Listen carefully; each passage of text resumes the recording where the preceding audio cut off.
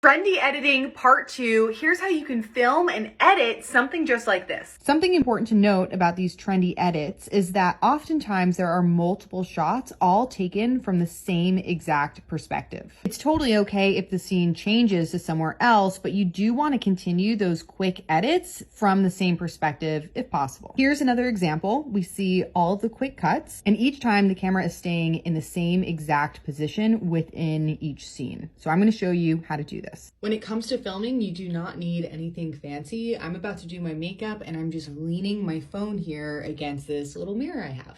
Then when it comes to filming, I would recommend leaving your camera rolling for long periods of time. So for example, instead of stopping and starting when I was doing this like serum stick, I just let it roll straight into the next step when I was doing my foundation. Obviously, that's a lot of footage to have to work with and edit down later, but I think it's so much easier than starting and stopping a million times. And you can see that I continued this throughout my whole makeup routine, whether I was putting on foundation or blush or bronzer. So I ended up with all of these sort of minute-long-ish clips. The next step is to import these into a video editing app. And now these are all in my timeline. You can see I have about 10 minutes and 45 seconds of footage. So now what we have to do is focus on finding those action shots that we want and then trimming away the in-between. So I want to focus on me applying serum here.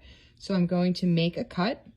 I'm going to delete everything before it because that's all kind of filler shot. And then the length of this shot is really dependent on the type of video that you're making, but let's make it about 0.3 seconds. So I'm going to make a split. I'm going to zoom in on this so I have a little bit more control, and I'm going to drag this so that it is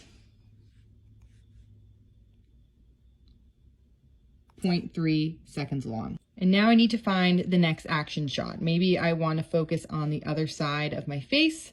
So I'm going to make a split. I'm going to delete everything before it. Going to make another cut.